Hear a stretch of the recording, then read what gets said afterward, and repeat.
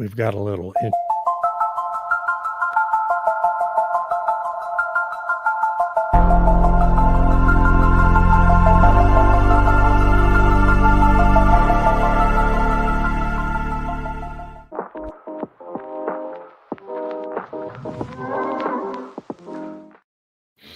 Well, hi everybody. I'm David Blackmon with Stu Turley here. We're doing an interview today with Amanda Rushing, who's the executive director of OTC 2025, the biggest oil and gas trade show in the United States of America every year.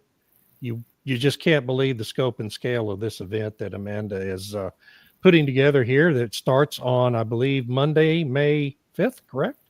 That's correct. Yeah, it's the first week of May. Every year is a very special week in the oil and gas business here in the United States because first week in May every year is OTC. I haven't been to OTC since 2023, which was basically the year you guys got fully back to normal from COVID, right? Yes. I mean, it was the attendance that year was fantastic, and I know it was great last year. I assume it's going to be great again this year. Well, we're looking forward to it. I am new to my position. I've been in the position for about 7 months, so I am really excited to see what OTC is bringing to the table this year. I've had some dealings with it years ago, but this will be my first time seeing it in a number of years. Now, where did you come into the OTC organization from? Tell us a little bit about your background. Well, I'm an association executive. I specialize in large trade shows and conferences. I've worked for medical groups, I've worked for legal, education, all types of associations.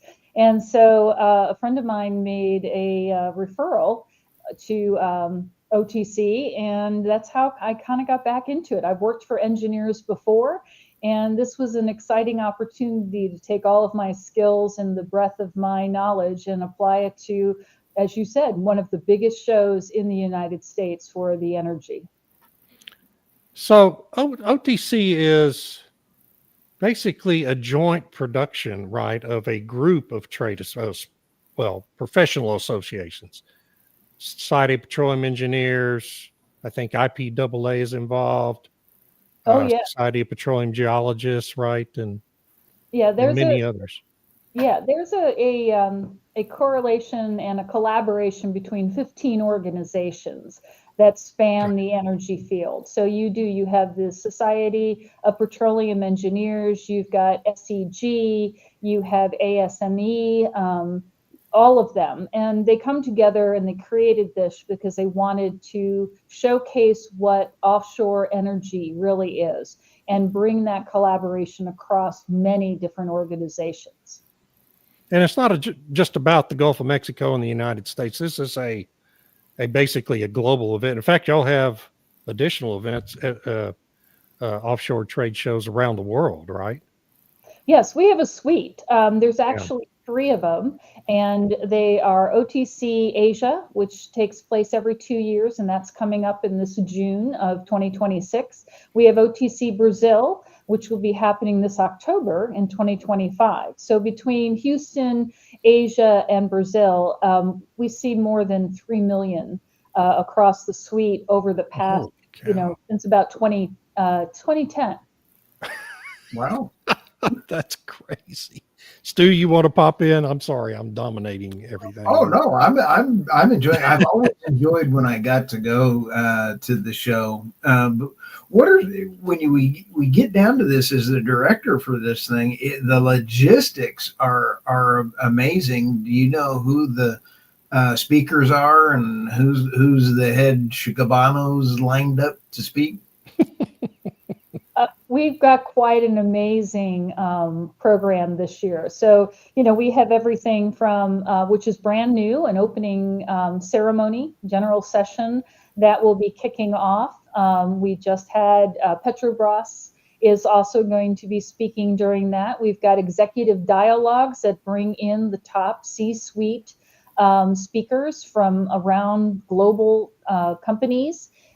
There is a keynote speakers, and in fact, you may have heard that we've invited Chris Lemons, who is a saturation diver who survived being cut off from oxygen at 320 feet below in the North Sea for almost 29 minutes.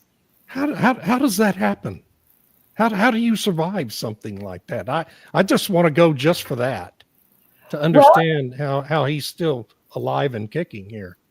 You know, nobody seems to know. It's a great story. He's going to be speaking on Wednesday, and it is a fabulous story about the efforts of the ship in coming back during a storm to help perform the rescue, his teammates that were under the ocean with him at the time.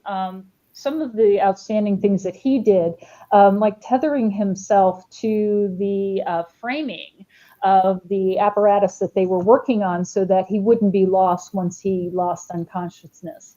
So really, we want people to come listen to this fabulous story, but it also promotes energy. It shows what offshore energy is doing, how our safety protocols, what we're doing in the trends. So it is a very interesting story. So, you know, I invite you to come down. I'll even escort you to the room.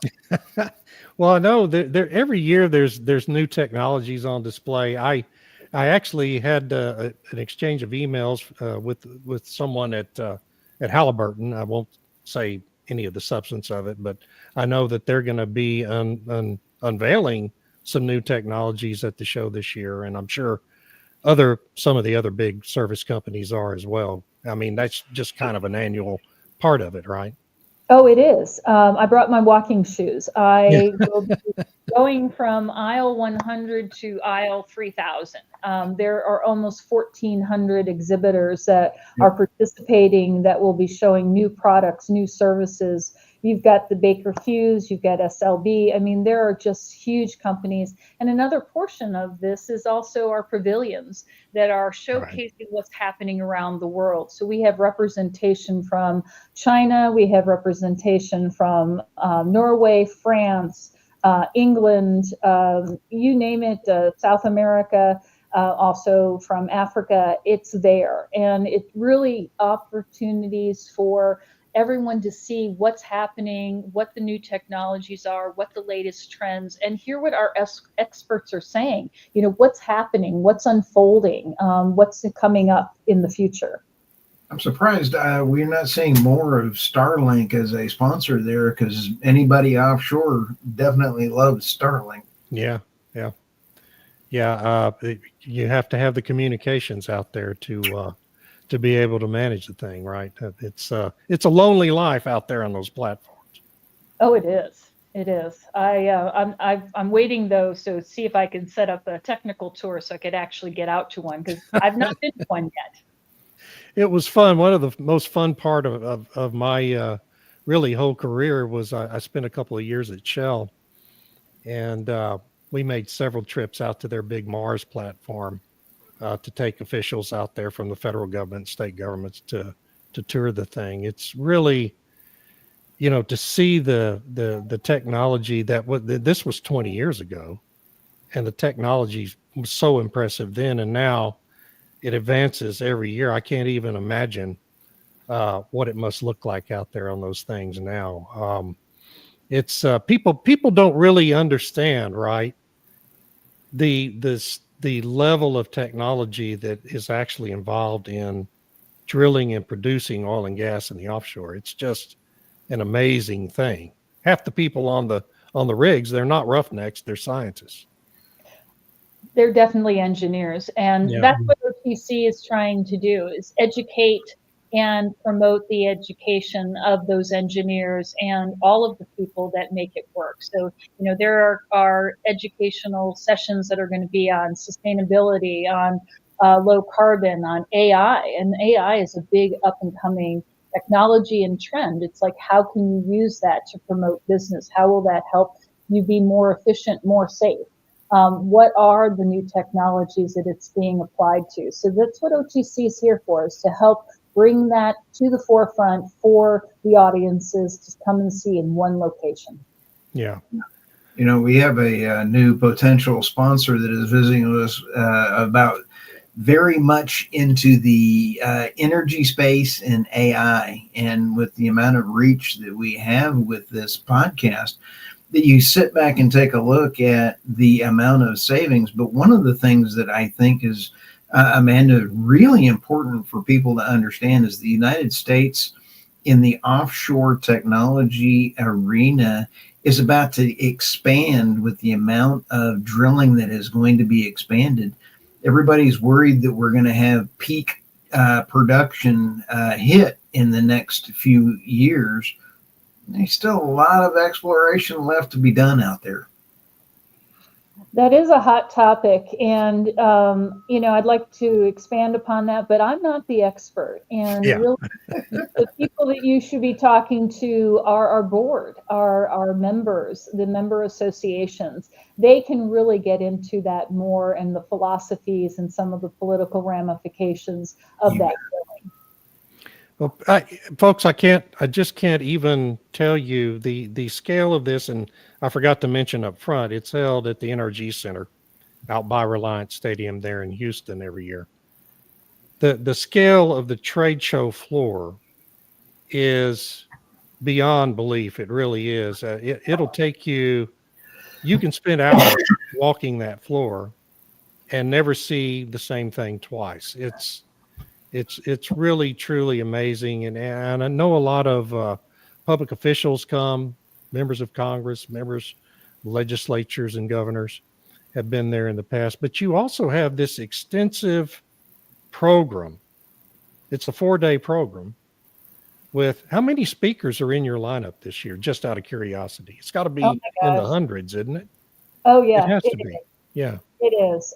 We have, not only do we have some of the special sessions that have panels and invited keynotes and our executive dialogues, but we have the technical sessions that are offering papers. And these are really from boots to the ground experts that are providing what's happening in their specific fields, whether it's geotech or it's carbon or if it's oil and gas. And it's really exciting. And the technologies and what they're talking about is what's happening now. It's not something that happened, a couple years ago. It's what's happening now and what they're projecting for the future. So it really is a huge program. And I have to say that my team does an excellent job in corralling and coordinating all of those speakers and getting all of those papers together because they're also being published. So we are, providing that service and that ability for people to really learn more about what's happening in offshore technology. Yeah, when I was there 2 years ago, I personally attended 4 different sessions where CEOs of big companies were speaking. Vicky Holub was one of them. Darren Woods at ExxonMobil was another. And the CEO of Petrobras was there that year as well. Pretty amazing stuff. And it's you really can you can get educated on such a wide array of different subjects at this event. And for the media people covering it, it's like the most target rich environment available anywhere in the industry. It's really wild. Well, it's definitely one-stop shopping for the press because they are here. As you said, we do have officials that are coming. I can't really name who's coming when because we kind of find out at the last minute as they show up because of some issues. But we've got officials. We've got Vicky's actually speaking again. We've got Petrobras coming. We're working on Aramco is providing some speakers as well. So not only do we have the national companies that are here in the United States, but we have an international flair as well of what's happening globally. So it really helps to know what's going on in the United States as well as what's happening on the international scale. Yeah, one of the sessions I saw 2 years ago was actually related to a big natural gas offshore area, offshore Timor-Leste, which is a tiny little island in the in Indonesia area, close to Australia, actually. Anyway, it was incredibly interesting. I actually wrote a piece at Forbes after that interview. It was really interesting. Young professionals, you have a whole program, right, section of your program dedicated to, especially for young professionals in the industry, which is always a challenge for this industry, to keep the flow of new professionals coming in. And just wondering what you have this year, just kind of specifically geared for the young professionals. Oh, that's great question that you're asking. I mean, that is one of the big missions of OTC, is to really promote the up and coming careers. So we do have a young professionals program that is happening on May 7th. The other aspect we have is the Emerging Leaders Program, which we're targeting those up and coming young professionals that have less than 10 years in the industry, and what they have done to promote what's happening in the industry and what's going on. It's a great way for them to get exposure, to be able to showcase what they're doing in their careers, and also be able to network with a lot of the CEOs and the C-suites that are here, so that we're bridging that generational gap between both of them. Yeah. When I was just as an aside, towards the end of my career, which I kind of semi-retired in 2016, we had just gone through the big shift from the baby boomers, and we kind of almost skipped the Gen X generation, and the millennials started coming back into the business, and the Gen Zs were just now going into college and, hopefully starting to major in those disciplines that we really need in the industry. So there was this big gap for a long time in ages in the oil and gas industry, and that's pretty well worked its way through now. And you don't have that big gap in skill sets anymore. So it's nice for the industry to be back on more of an even footing between generations, and you really see it when you go to these big events like this. We have a good following, and the Emerging Leaders Program, which is on May 6th, is a good way to showcase that. Part of the issue is we've got to get the kids involved early in their education, involved in sciences, and what's exciting about offshore energy and what's happening in that. And I think that's what OTC has been able to bridge, and that's what we're trying to do, is get the word out, educate them. We've got a teachers program, we have a students program to help bridge, again, that educational component, so that we're saying, this is what's happening in the energy field, and it's exciting. How do we do this? How do we get them more involved? And that's part of what our program is all about. Well, if you had one thing attendees at this event could walk away having learned or knowing about the event or knowing about the industry, what would you want it to be this time? I mean, every conference is different, every year's different. So what would the big takeaway be if you could have your way? Oh, wow. That's a great question. And that's a pretty big, that's a pretty big question. A little broad, isn't it? Yeah. Yeah. Sorry about that. I guess what I would have to say is that that our attendees, that they're here, that they've learned, that they've been able to embrace some of the new technologies, that they have made those valuable connections. I mean, part of what a conference's goal is networking, ensuring that they're connecting with either peers in the same job field, or someone who might be a little bit outside of their realm, where they can learn something new and different. Networking with some of the C-suites and understanding what it is to run the companies, what is happening in the future, how is the offshore energy changing, growing, and where are we going? Because you never know where the next big idea is. And I want them wanting more. I want them to come back. I want them to be here for 2026. So it's really the networking, the education, and coming back for more, because we're here to provide them with what they need in order to do their jobs better and to be the future of where energy needs to go. Well, folks, if you go to just one oil and gas conference in your life, this is the one to go to. Guarantee you'll come away astonished and more knowledgeable, and having met a lot of really great people, And Amanda, I can't tell you how much I appreciate you coming on with us today and letting folks know about OTC 2025. It's been my honor. I've been walking around. We're here at NRG getting ready for the move in and watching it all start to come together. So we'll be ready for you all to come visit us May 5th through the 8th at the NRG Center here in Houston, starting just a few days away. So come and visit me, and I'll be sure to take you around the floor. All right. Stu, any last words?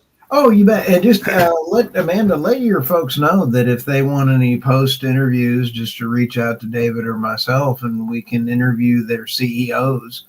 If they want their stories out there, we can do that as well too. Absolutely. That would be great. Love to partner with you guys. And if you want to come back, the door is always open. All right. Okay. Well, thanks very much. And thank you all for watching. And we'll be back soon with another episode. All right. Thanks so much. I appreciate it. Thank you.